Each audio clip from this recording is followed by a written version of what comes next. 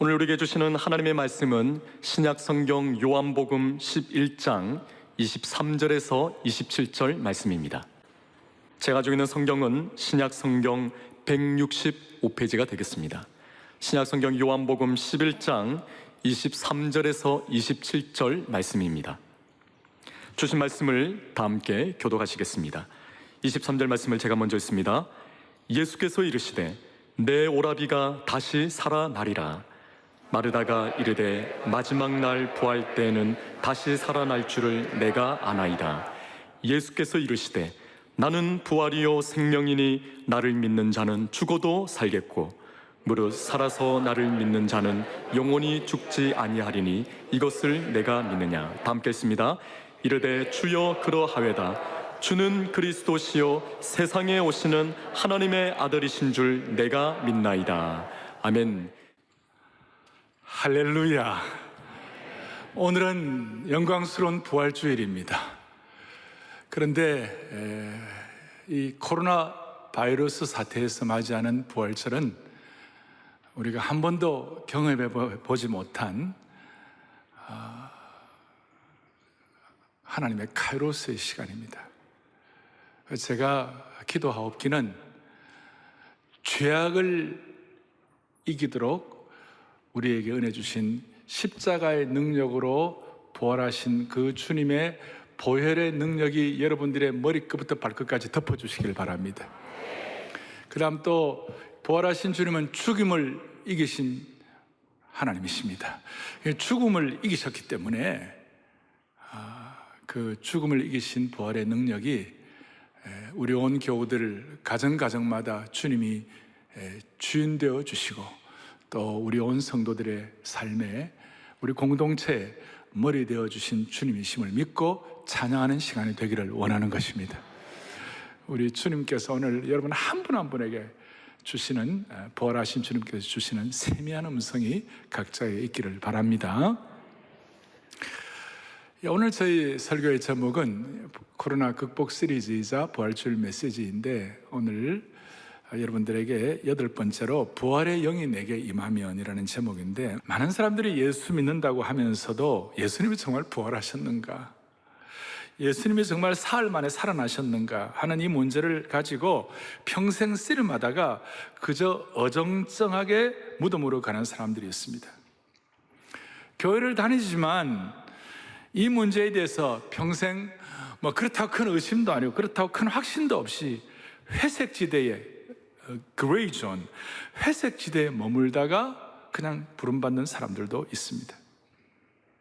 지난 2000년 교회 역사 가운데 우리 이 부활의 사실에 대해서는 역사적으로 2000년 교회사 딱 세 가지 일단 정리가. 첫째는 뭐냐? 부활은 역사적 사실이다. 그 팩트다. 역사적 사실이다. 성경을 통하여 우리도 확인할 수 있고 교회의 모든 역사를 통해 확인할 수 있고 그 모든 증거들을 통해 확인할 수 있고 부활의 역사적 사실이다. 두 번째로 그 역사적 사실을 믿으면 마음속에 기쁨이 있다. 그리고 그 기쁨은 세상이 주는 기쁨이 아니기 때문에 그 기쁨을 갖는 사람들은 이 기쁨을 다른 사람들에게 선포하는 부활의 증인이 되는 것이에요.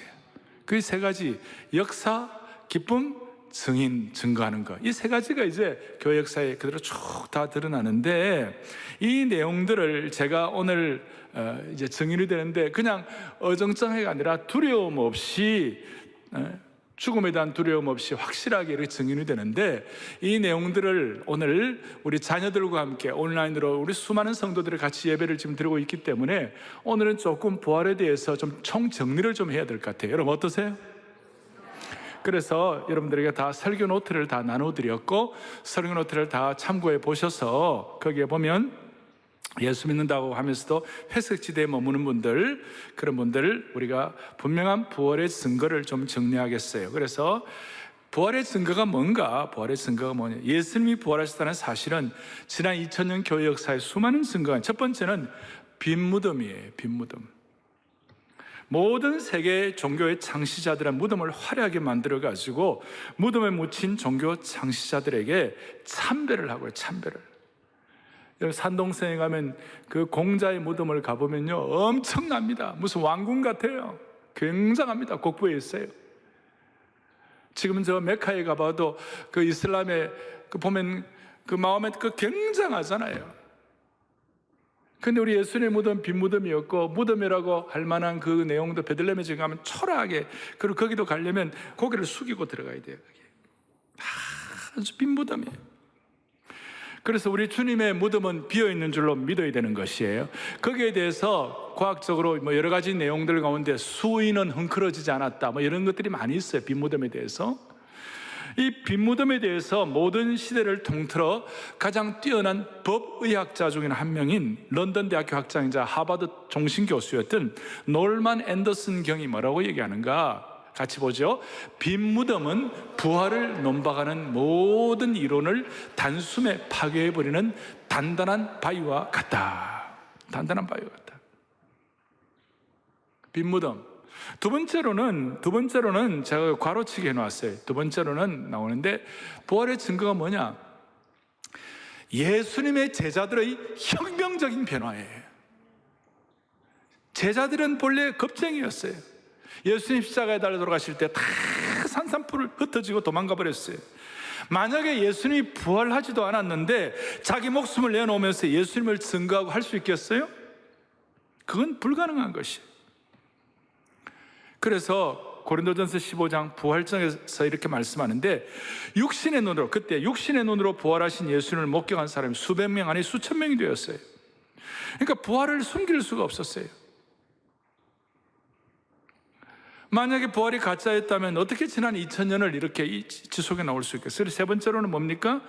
허다한 부활의 증인들이에요. 아니, 이런 것들을 다 차치하고, 여러분, 예수님이 부활하신 주님이 창조주이신 줄로 믿습니다. 창조주 하나님은 무에서 유를 창조하신 것이에요.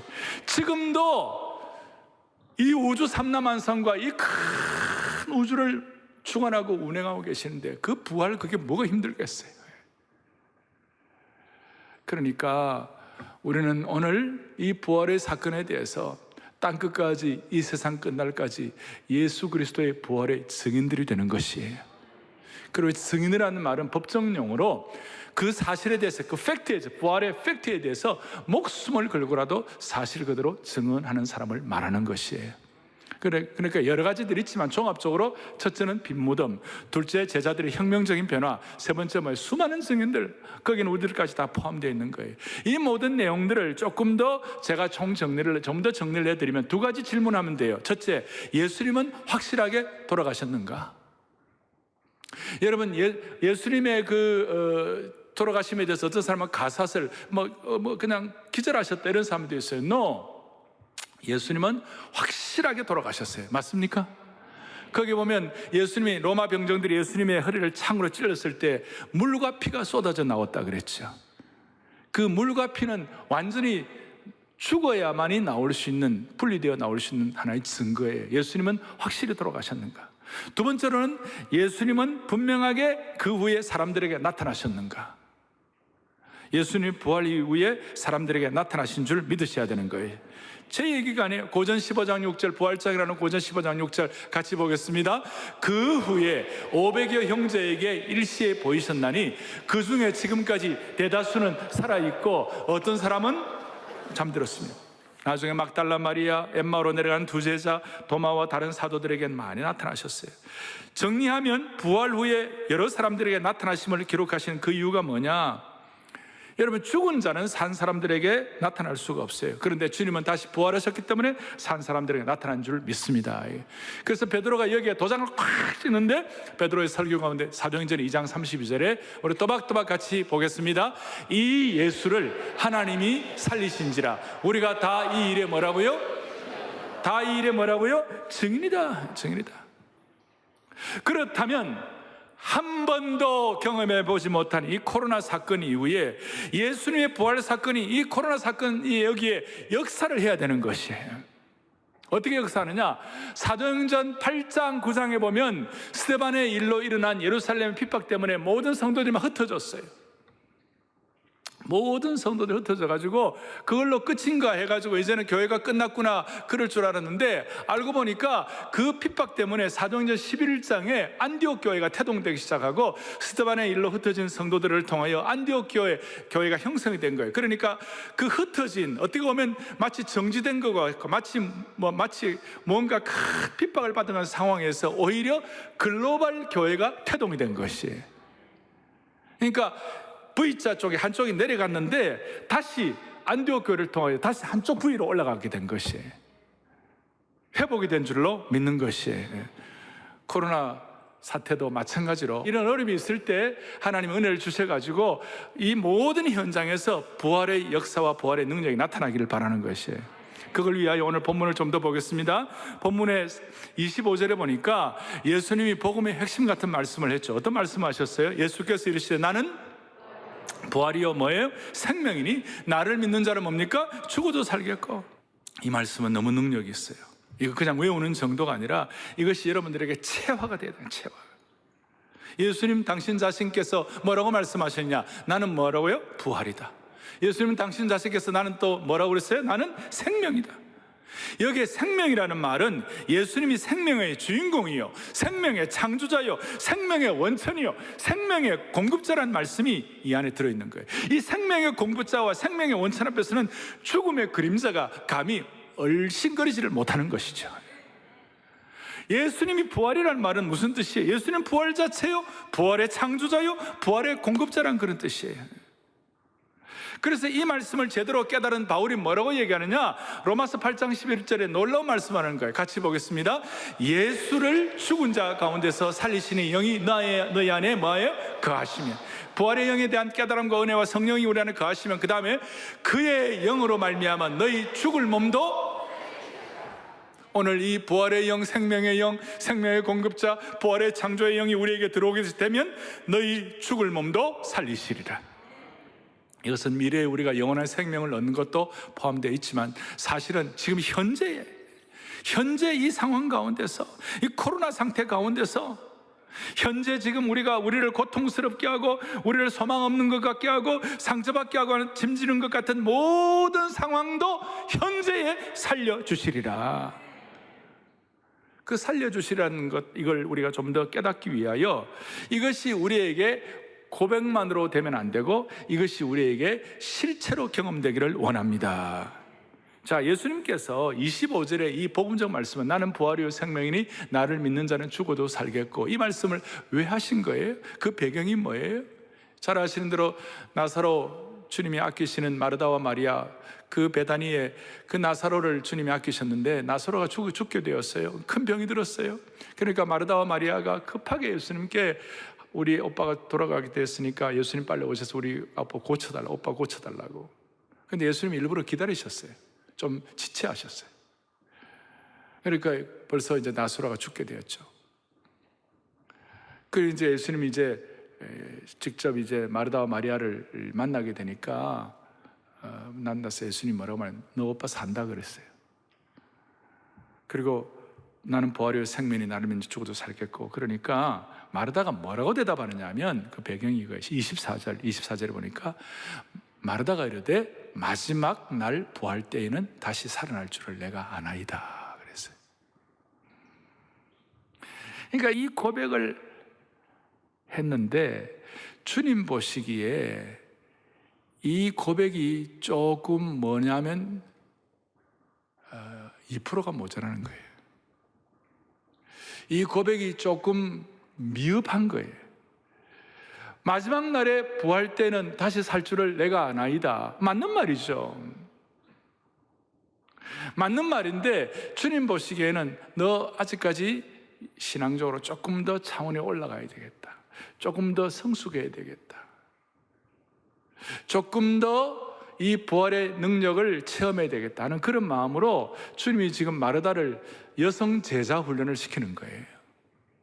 과거 앞에 요한복음 4장에 수가성 우물가의 여인을 주님께서 차근차근 선생이여 하다가 주님으로, 나중에는 수가성 우물가의 여인이 예수님을 주님으로 발견하고 난 다음에 물동이를 버려두고 예수님이 주님이시라고 선포했잖아요. 기억나시죠?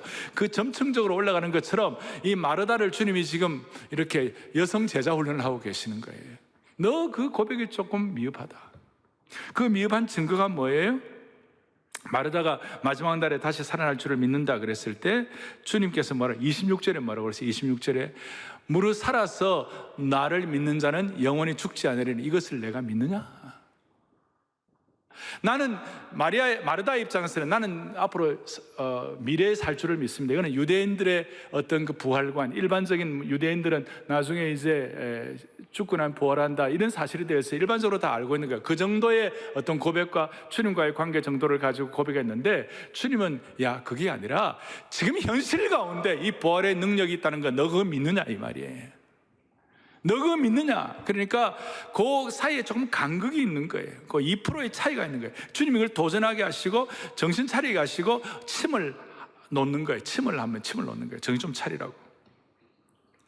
마르다야, 너가 지금 마지막에 부활한다는 말, 그거 틀린 말은 아니지만 내가 좀 꾸중하고 싶다. 너 좀 이렇게 정신 차리면 좋겠다. 그렇게 하니까 마르다가 26절에 말씀하는 네가 믿느냐 그러니까 27절에 뭐라고 그러냐, 마르다가 27절에 이르되 주여 그러하이다. 주는 그리스도시요 세상에 오시는 하나님의 아들이신 줄 내가 믿나이다. 어떻게 보면 이 고백 좋아요 안 좋아요? 좋죠. 거의 완벽해요. 완벽한데 나중에 이제 예수님께서 이제 바로 이제 11장 뒷부분에 나사로 살리시려고 돌을 묻으면서 굴러내려 가지고 살리려고 그럴 때 마르다가 뭐라고 그랬어요? 아이 예수님 죽어서 나흘이나 되어가 진물이 나는데 뭐 이러고 있는 거예요. 그러고 있는 거예요. 그러니까 이 고백이 마치 베드로도 마태복음 16절에 예수님 고백하고 난 다음에 나중에 또 엉뚱한 소리 한 것처럼 이 고백이 좀 모자라는 거예요. 2%가 모자라는 거예요. 그래서 사랑하는 교우들이요, 우리도 주님이 우리의 주인이시고 부활하신 주님이시고 또 우리가 나중에는 부활할 줄을 믿습니다. 다 알지만 현재의 삶 가운데 부활의 능력으로 살아내는 것은 다른 차원이라는 것이에요.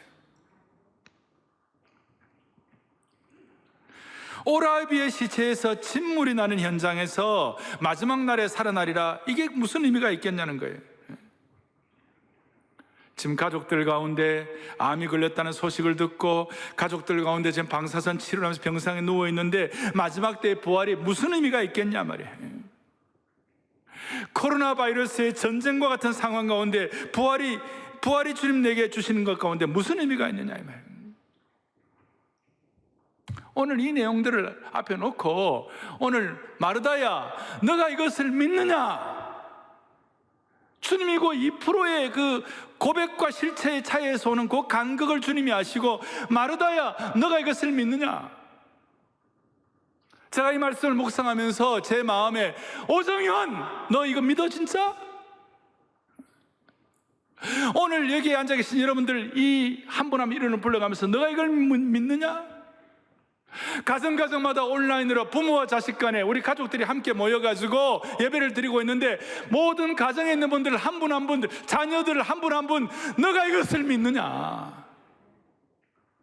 오늘 주님은 그걸 지금 물어보고 계시는 거예요. 우리 다 예수 믿어요? 다 우리가 부활 앞으로 부활 믿어요? 부활도 믿어요. 그러나 실체의 삶의 현장에서 부활적 능력을 가지고 살아내고 있느냐 안 믿는 거예요. 그 물으시는 거예요.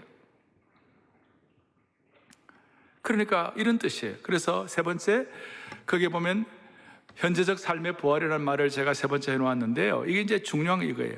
예수님이 말씀하신 부활이요 생명이라는 이 선언이 성령 안에서 우리가 고백이 되면 중요한 것은 예수님의 부활의 영과 예수님의 생명의 영이 내게 전개가 되는 것이에요.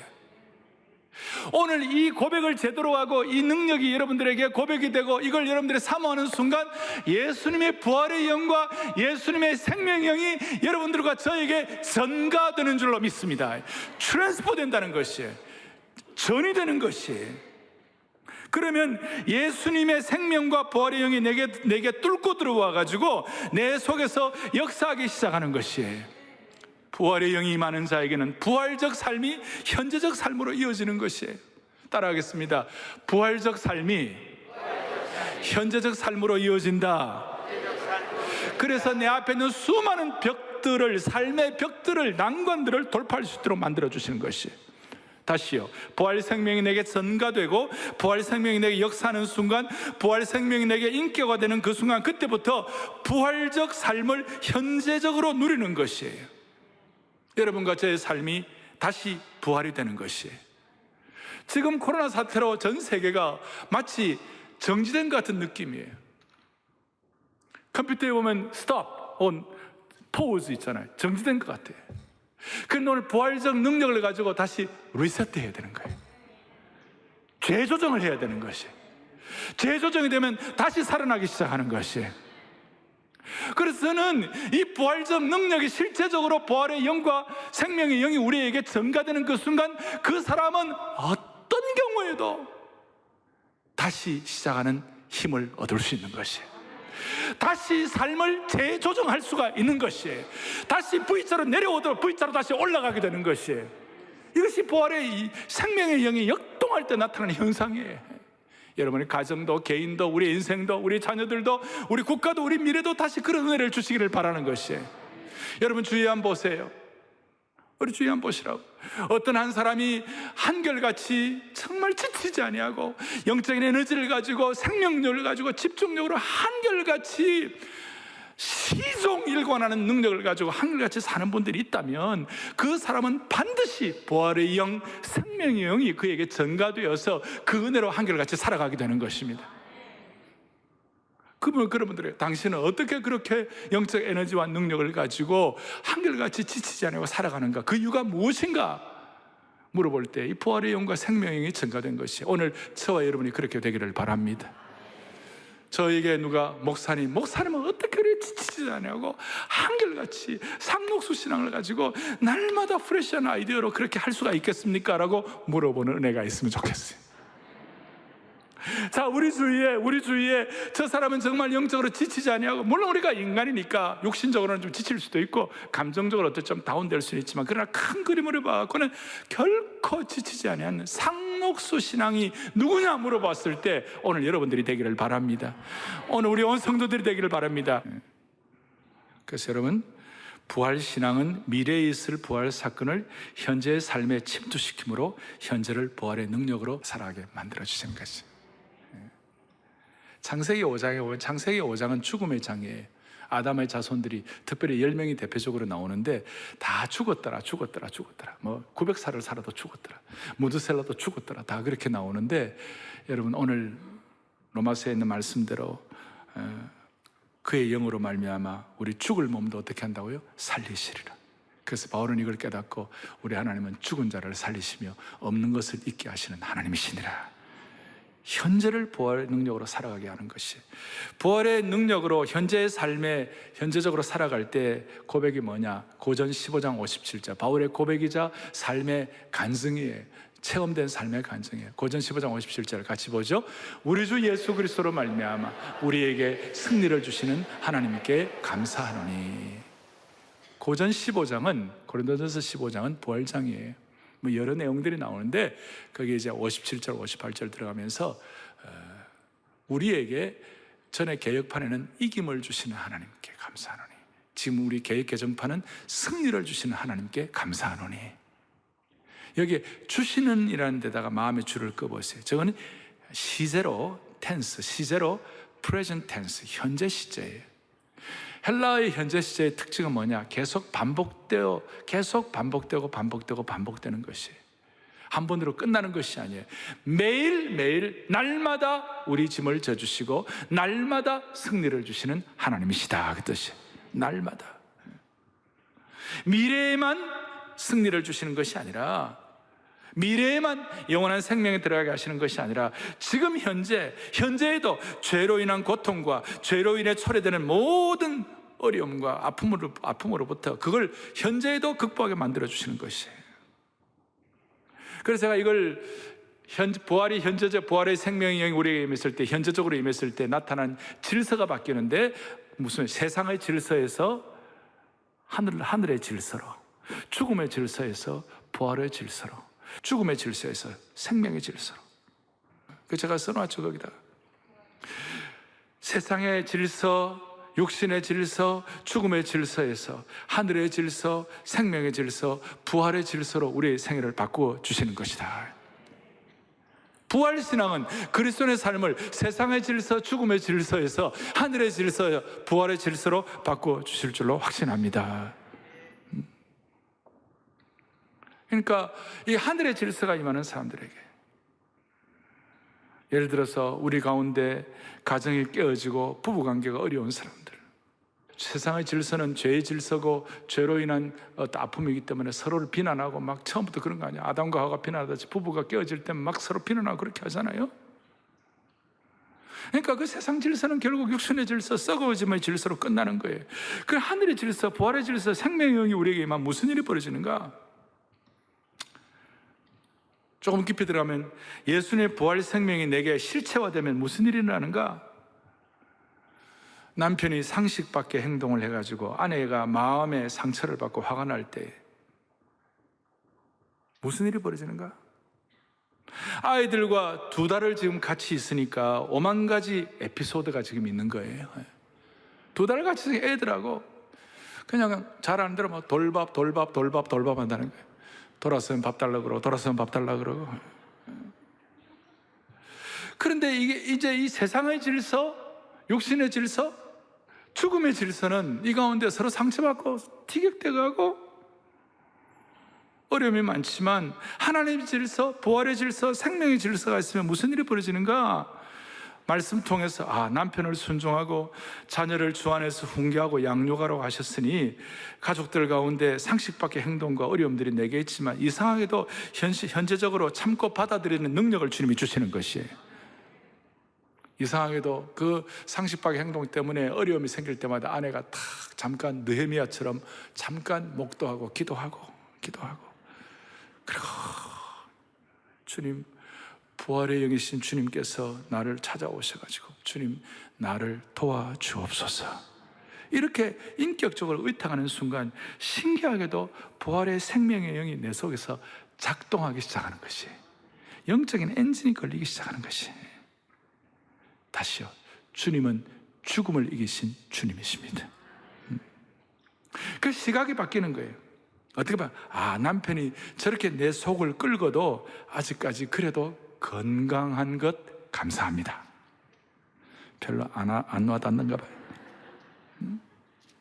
자식들이 저렇게 돌밥 해도 사고 안 치고 있는 거 감사합니다. 우리의 삶이 평범한 삶 자체가 얼마나 감사한지, 부활의 생명이 임할 때 평범한 삶의 가치가 얼마나 소중한지. 그래서 부활의 능력은 추상명사가 아니고 관념적인 것이 아니고 현재적으로 살아내는 것이에요. 살아내는 것. 이것이 바로 제가 말씀한 대로 전투적 비폭력으로 살아내는 것이에요. 예루살렘 일보, 제루살렘 타임즈, 예루살렘 신문에 나사렛 예수님이 죽었다는 죽음의 소식이 일면 탑 기사로 실렸어요. 대문짝만하게 실렸어요. 그 뉴스를 보고 어떤 2 제자가 실망의 걸음으로 뚜벅뚜벅 고향으로 돌아가게 되었어요. 고향길을 가고 있는데 누가복음 24장에 보니까 삶의 의욕과 삶의 맛이 가버리고 삶의 목적을 다 잃어버리고 엠마오로 가는 2 제자에게 부활하신 주님이 만나주셨어요. 만나주실 뿐만 아니라 주님께서는 그 실망한 2 사람의 마음을 주님이 알고 계셨어요. 우리가 코로나 사태로 여러 가지 환경으로 실망이 되었다면 부활하신 주님은 그걸 알고 계시는 것이에요. 그리고 주님은 그 실망한 사람들과 함께 걸으셨어요. 그리고 예수님은 실망한 사람들에게 말씀을 주셨어요. 부활하신 주님이 말씀을 주셨어요. 여러분, 우리는 이 말씀에 대해서 부활하신 주님을 깨닫는 은혜를 주시기를 바라는 것이에요. 그리고 예수님은 부활의 주님이 함께 하실 때 그 실망한 사람들에게 말씀을 깨닫게 하심으로 말미암아 다시 한번 마음이 뜨거워지고 영적 엔진이 점화되고 포즈되고 스톱된 그 상태가 다시 한번 삶이 재조절되기 시작한 것이에요. 그들에게 주님이 무슨 떡을 준 것도 아니에요. 주님이 그들에게 무슨 병을 고쳐주신 것, 기적을 주신 것도 아니에요. 단지 말씀을 깨닫게 해주셨는데 그 말씀이 그들을 살려주신 것이에요. 그리고 그들의 마음속에 그 말씀을 통한 부활의 영이 체득되는 그 순간, 우리가 고향으로 돌아가야 할 것이 아니라 다시 한번 사명의 자리로 돌아가야 되겠다. 고향으로 돌아가고 고향으로 돌아가면 겨우겨우 연명하는 삶은 살 거예요. 겨우겨우 삶을 그냥 유지는 할 거예요.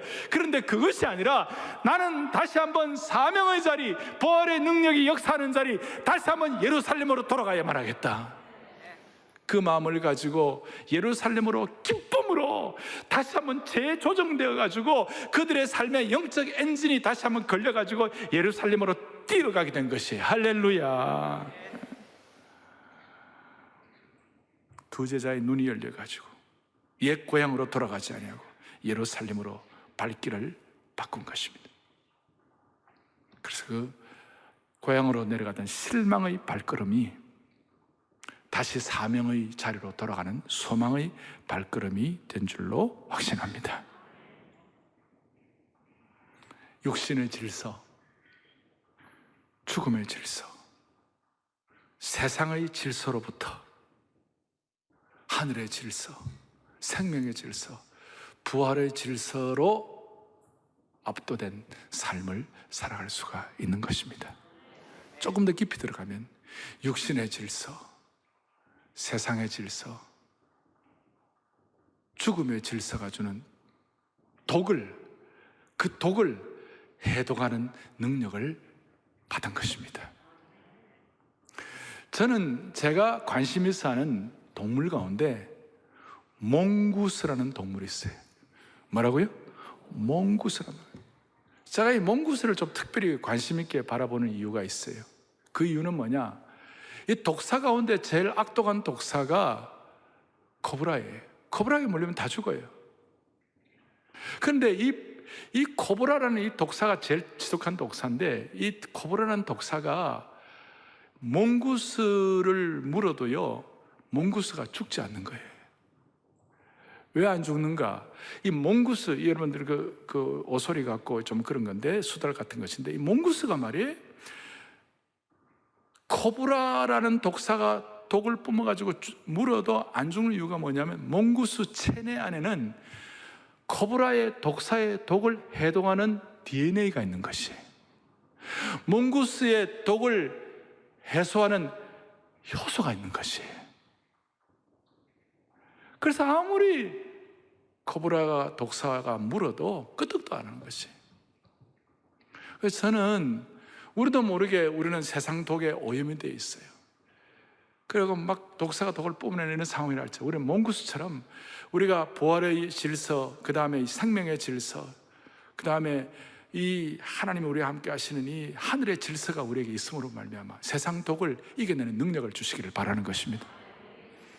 저희 교회 우리 남자 교육자들 축구팀이 있어요.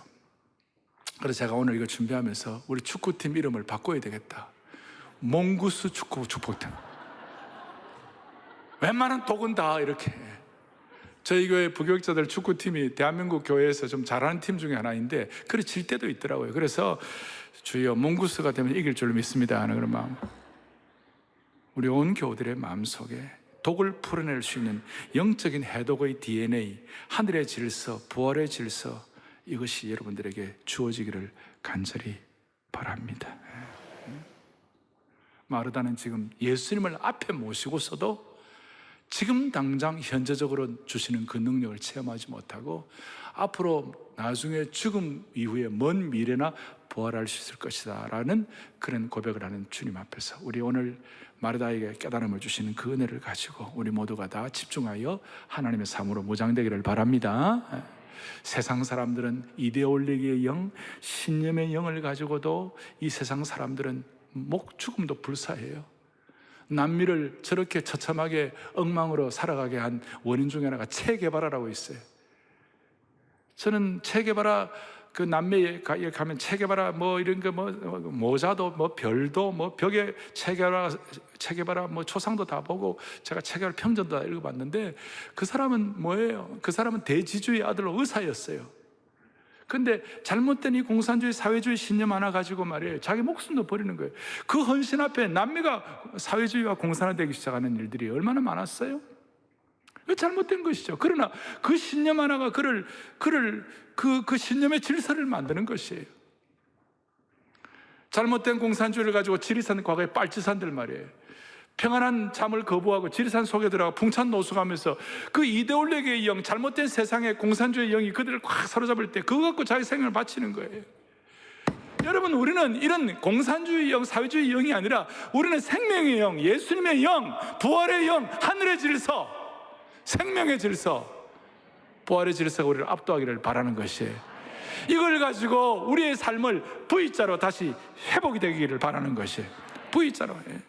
이런 제가 말씀을 드리면 마지막까지도 어떤 분들은 그래도 목사님 나는 안 되네요, 이런 분이 있을지 몰라요. 그래도 안 되는 분들에게 결론, 그래도 안 되면 부활하신 예수님의 능력을 힘입어 매 순간 하나님을 아버지라고 불러보라. 오늘 주님께서 요한복음 11장 뒤에 나사로를 살리실 때 주님께서 뭐라고 그러셨어요? 11장 41절에 이렇게 나와 있어요. 돌을 옮겨놓은 예수께서 눈을 들어 하늘을 우러러 보시고 이러시되 뭐라고 그랬어요? 아버지요, Father.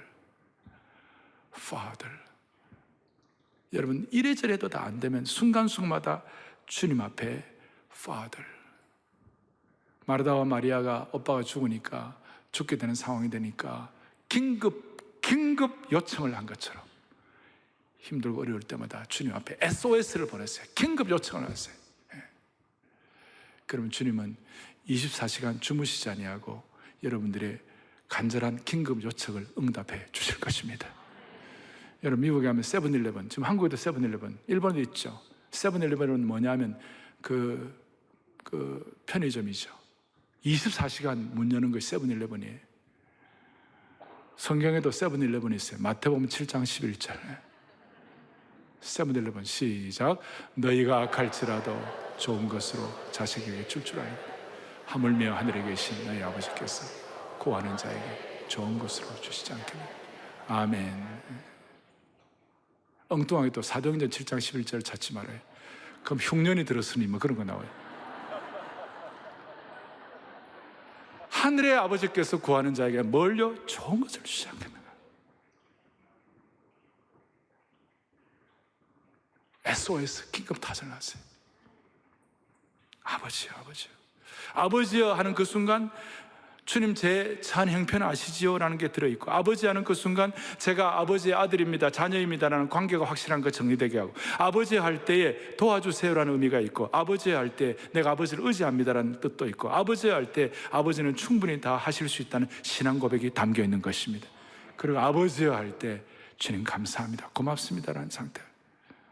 그 코로나 바이러스 사태 필요한 때마다 아버지요, 그 부활하신 주님께서 V자로 우리를 반등시켜 주실 줄로 믿으셔야 되는 것이, 그 V자 한쪽은 내려오지 한쪽은 오른면으로 다시 속히 올라가게 되기를 바라는, 우리의 마음도 속히 올라가기를 바라는 것이, 얼굴도 V자로, 여성들 V자로 회복시켜 주시고, 경제도 V자로 회복시켜 주시길 바라고, 가정도 V자로 회복시켜 주시길 바라고, 건강도 회복시켜 주시길 바라고, 공교회도, 교회 예배도 회복시켜 주시길 바라고, 조국의 모든 것이, 특별히 이번 총선이 V자로 회복되게 하여 주시옵소서. 이번 총선에 주님 V자로 회복되게 하여 주시옵소서. 그래서 부활의 영이 임할 때마다 부활 불패의 기백과 부활 필승의 확신을 가지고, 부활의 영을 가지고 이 SOS 기도의 호흡을 끊이지 아니하고 집중할 때 하나님 베풀 만한 자비를 베풀어 주실 것입니다. 사랑하는 형제자매 여러분, 우리는 죽은 하나님이 아니라 부활하신 하나님을 믿는 사람들입니다.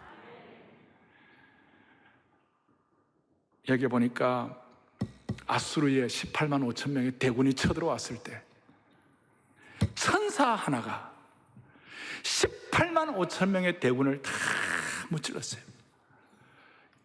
예수님께서 내가 12행이나 되는 천사들을 너희를 위하여 일할 수 있다 그러셨어요. 7만 2천의 천사라면 천사 하나가 18만 5천 명이면 7만 2천 명이면 제가 계산을 했어요. 133억이 넘어요.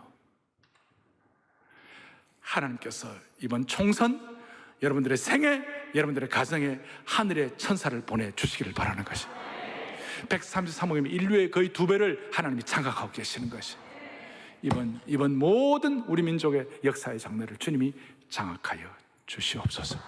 다 손을 펼치겠어요. 나의 주, 나의 주, 죽음에서 다시 살아나신 주. 다 아시는 1절을 한번 같이 하고 기도하겠습니다. 나의 주, 나의 주, 죽음에서 부활하신 나의 주, 모두 절하고 모두 절하, 모두 외치세, 모두 외. 예수는 나의 주, 예수는 나의 우리 주, 우리 주, 우리 모두의 주님, 우리 주, 가정가정마다 우리 주, 우리 주, 죽음에서 부활하신, 죽음에서 부활하신 우리 주, 모두 설하고 모두 절하, 모두 외치세, 모두 외치. 예수는 우리 주, 예수는 우리 주. 가슴에 손을 얹겠습니다. 제가 지금 시간 때문에 합심한 기도 시간은 오늘 예배 마치고 합심해서 기도할 것이고, 여러분들 마음을 대표해서 기도할 때 부활의 질서, 하늘의 질서, 생명의 질서로 우리가 압도되기를 바랍니다. 우리 대한민국 이번 총선 유권자가 4,300만 명인데 그리스도인들이 정신 바짝 차려가지고 이 나라를 살릴 수 있기를 바랍니다. 이 나라가 백척간두에 서 있는 것입니다. 어린아이부터 어른까지 부활과 생명의 영이 임함으로 말미암아 다시 한번 우리 모두가 다 사명의 장소인 예루살렘으로 돌아가는 축복을 허락해 주시기를 바랍니다. 우리가 올바른 선택을 해야 됩니다. 죽음을 이기신 주님이신 줄로 믿고 주님 앞에 나가야만 할 것입니다. 살아계시고 영원하신 하나님 아버지, 우리 모두 부활의 영, 생명의 영을 모시고 세상의 질서, 죽음의 질서를 하늘의 질서로 바꾸게 해 주시기를 원합니다. 어떤 악한 독사의 독들도 해독할 수 있는 생명의 치유가 날마다 경험되기를 소망합니다. 우리 민족과 이번 선거를 불쌍히 여겨주셔서 우리가 아버지하고 긴급 요청을 할 때에 이 민족에게 다시 한번 하늘의 질서와 생명의 역사가 회복되게 하여 주옵소서. 개인적으로 참지 못할 상황에서도 부활의 능력으로 말씀대로 순종하여 죽은 자를 살리시고 없는 것을 있게 하시는 하나님 능력을 지금 현재 체험하게 하여 주시옵소서. 우리의 생명 되시고 부활하셔서 영원한 소망 되시는 예수 그리스도를 받들어 간절히 기도 올리옵나이다. 아멘.